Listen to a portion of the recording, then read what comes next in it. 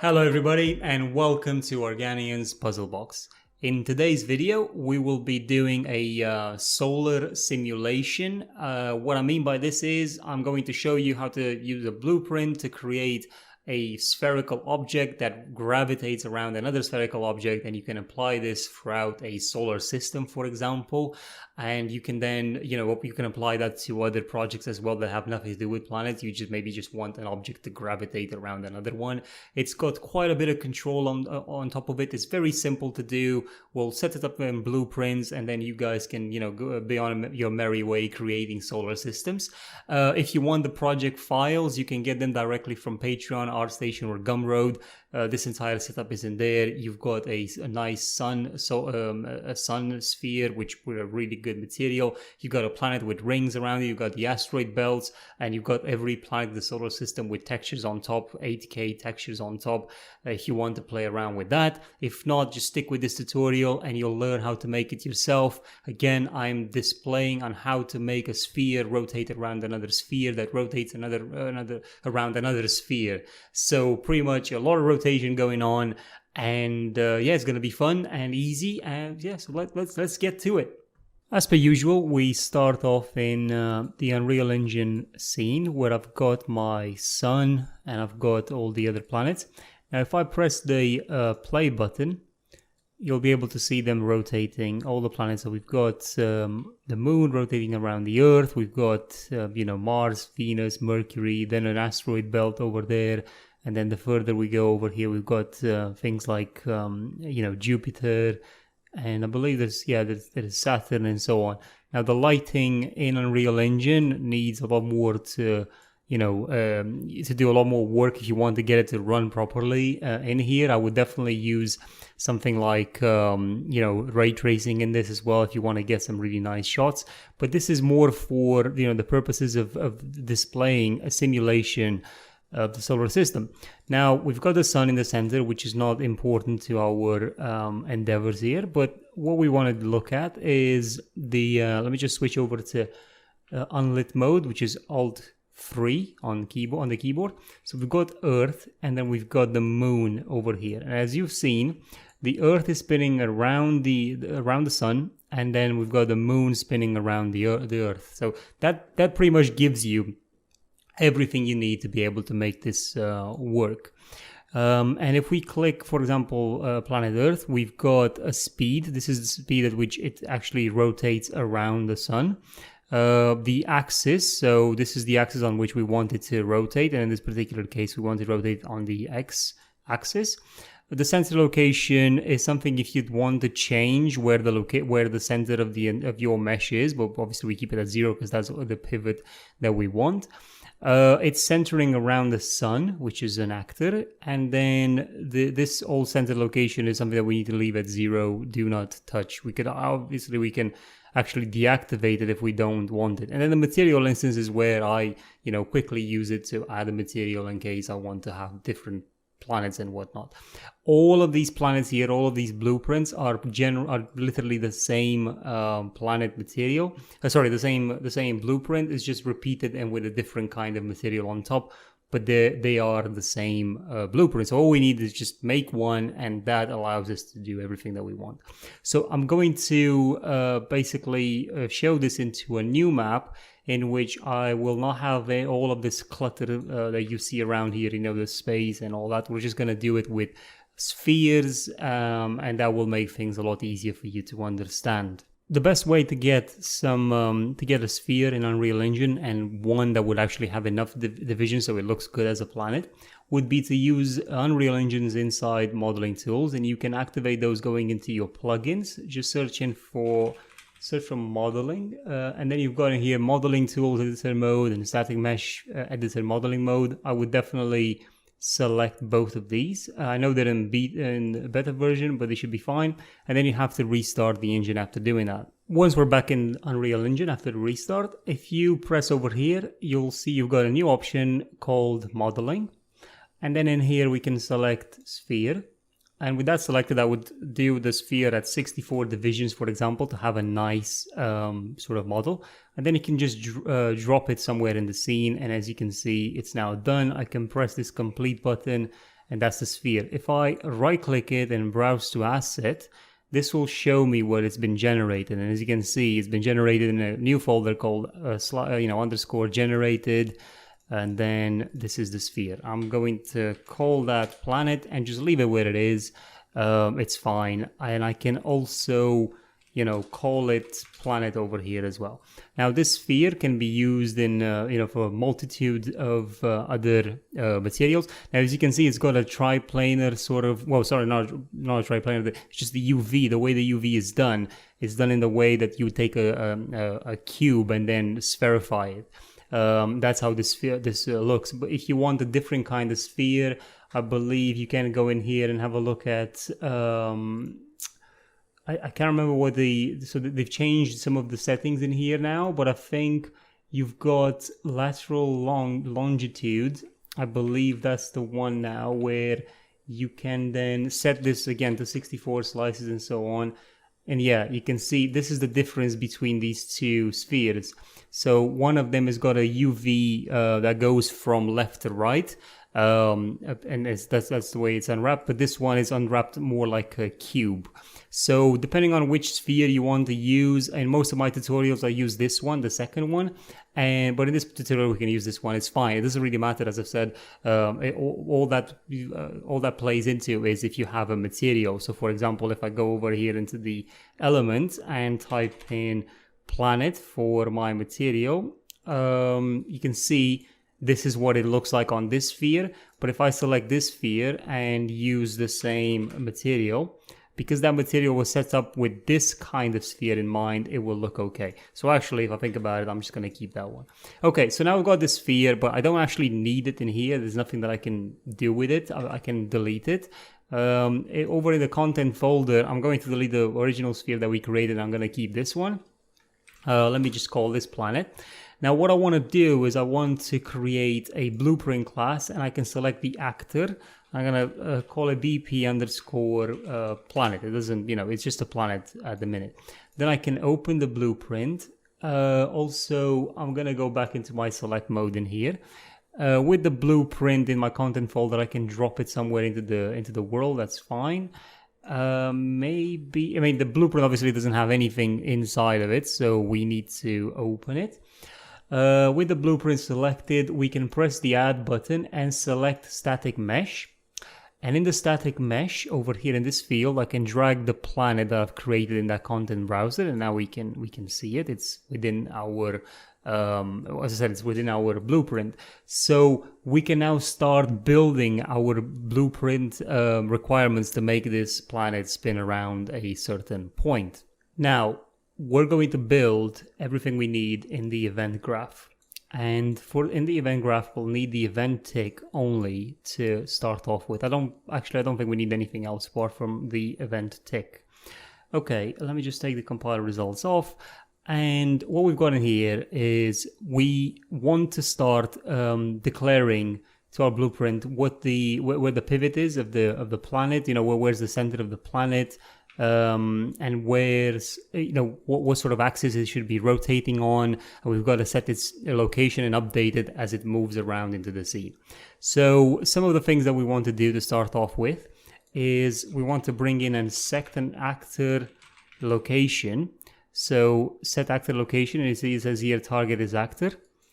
We want to bring this somewhere around here. Then what we want to do is also create a new custom event, and we're going to call this orthogonal. Let me just orthogonalize. Sorry, I'm trying to search for it, but I should be just adding a new custom event, and I'm going to call it orthogonalize axis. And this event, as you can see now, shows up in here. It's been created.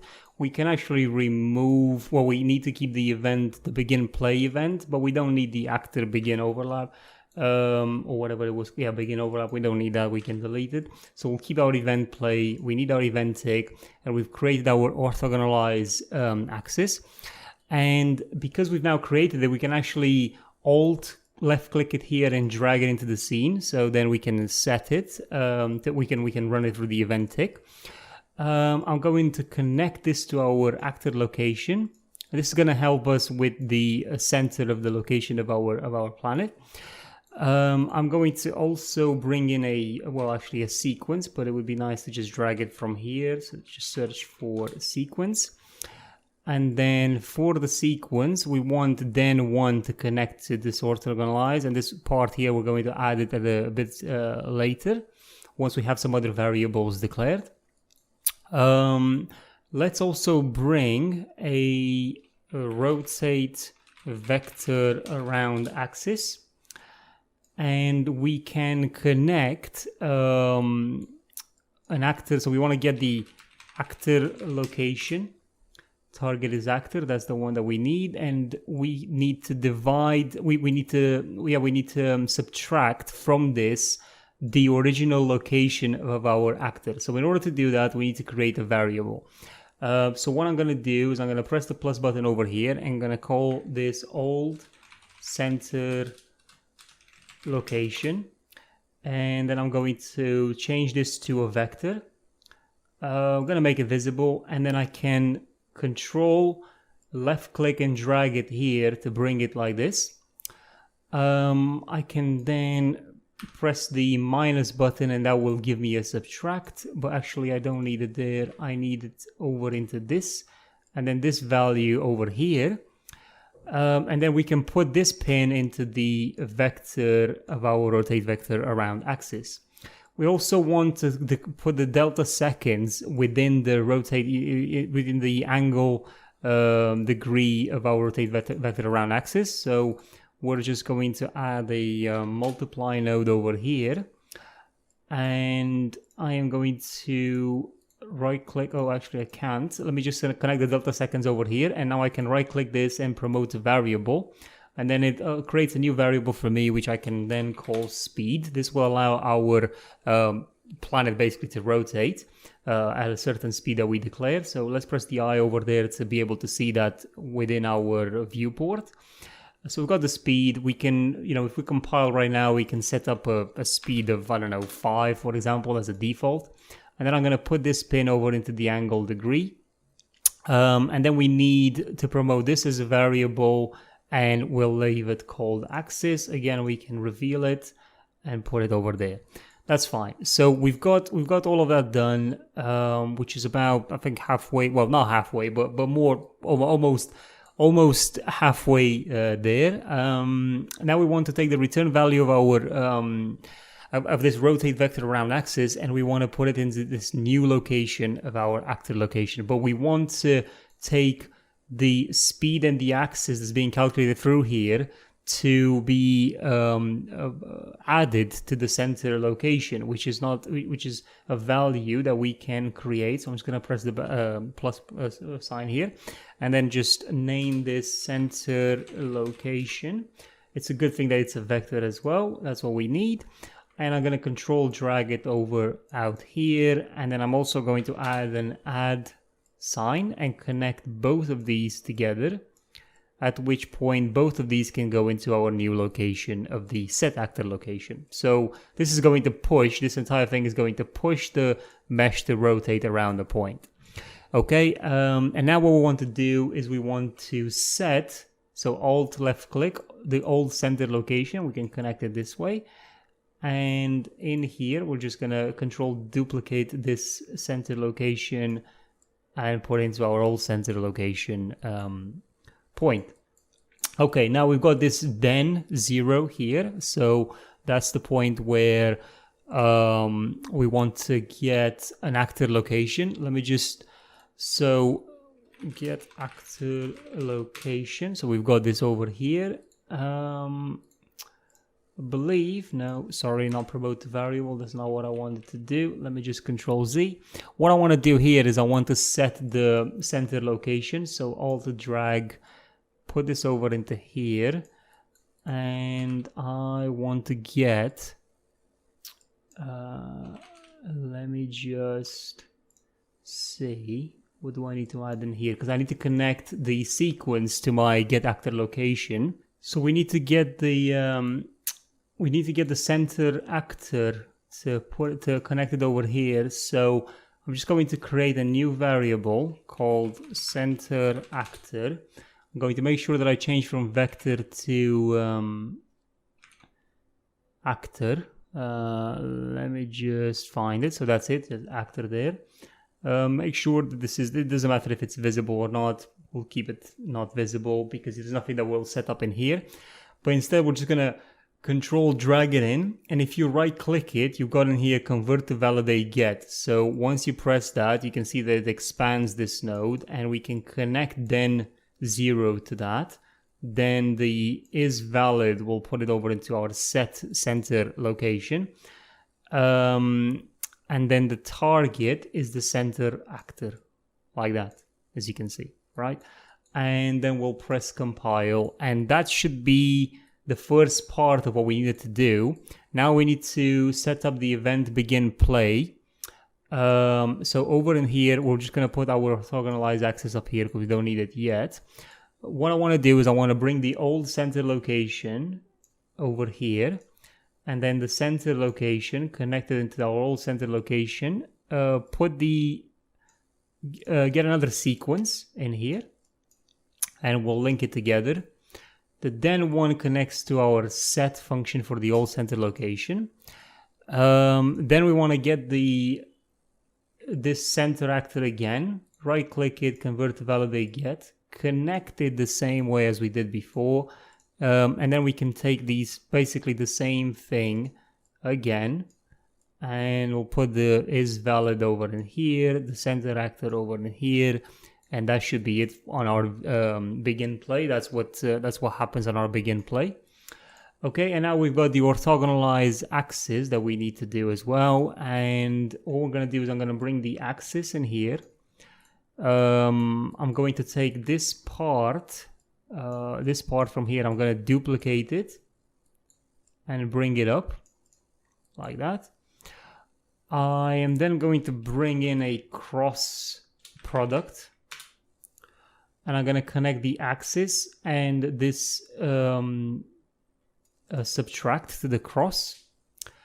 I'm going to then duplicate the cross over here and bring this point like that and this point like that. As you can see, they're actually swapped here, which is the right thing to do, and we want to normalize all of this. So we normalize it with a tolerance of 0. We'll leave that value where it is, plug it in, and then the return value needs to go into our axis that we're going to be setting, which is over here like that. And that should be it. And now we can press compile. Let's see if we have any errors. No errors so far, so that's looking good. Make sure that all these elements need to be visible, which is great. And let's just try and play the scene and see what happens. Okay, now this is our the blueprint, and we've got a speed of 5. Let's try and put that over to maybe something like 50. And let's spin it around the axis of, I don't know, let's try the z-axis. And then let's press play. And as you can see, actually I'm just going to bring the sphere a bit higher over here. And I'm going to press play again. And as you can see, the sphere is going up and down, and it's rotating. Yeah, it's rotating like that. Let me just delete this wanted to delete the landscape in here. I'm gonna go back into the blueprint for a second, because I think, let me just bring the blueprint in here.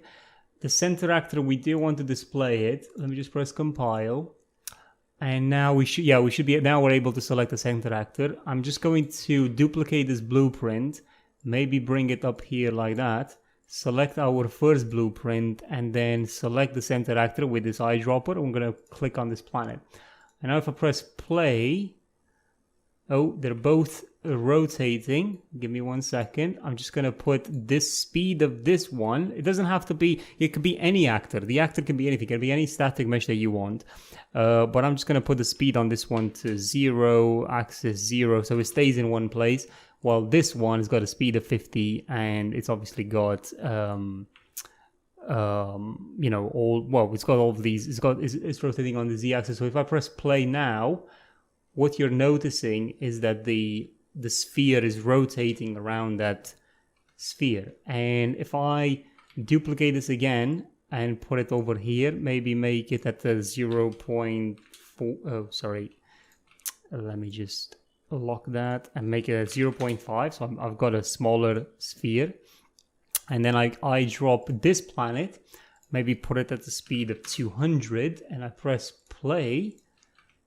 What you're noticing now is that that planet is rotating around this planet while the small one is rotating around that one. And it's maintaining the same form every time, which is really nice. So now you can see how you can easily expand using this. You can have another planet rotating around this one, or another one rotating around this one. You can have an infinite amount of planets rotating around planets if you want to do it this way. It's very simple, and it doesn't necessarily need to be used only around planets. It can be used around animations in your Unreal Engine projects that have nothing to do with planets. So I think it's very useful, a very useful technique to employ. So one other thing that I can show you, if I bring up trying to bring back the blueprint.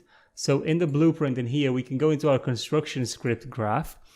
And what you may do in here is set material for the static mesh. That's this mesh over here. So we can just have the set material, connect this over like that, and you've got in here material. So we can right click, promote a variable, and call that material if you want it to be an instance. Obviously this is an instance, so I'll just put it to material instance. And if I compile, obviously make sure it's visible as well. So if I compile and I go back into my, in here, you can see that I've now got a material instance option. So if I search for space construction planets, these are my materials, obviously.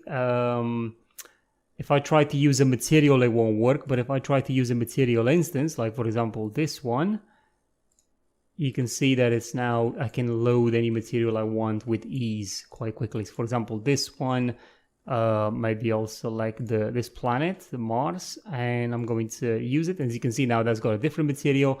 And maybe here I can select Venus and just do that. And now I've got Venus, the Moon, and Mars in a very weird shape. So pressing play will have these rotating around each other like crazy.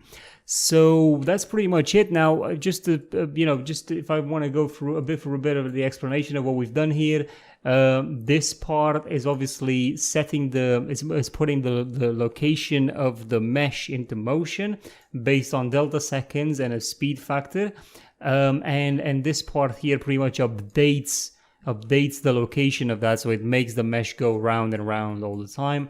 While this part here on the event play, it pretty much makes sure that our location is updated every time I press play to ensure that it starts off on the right value.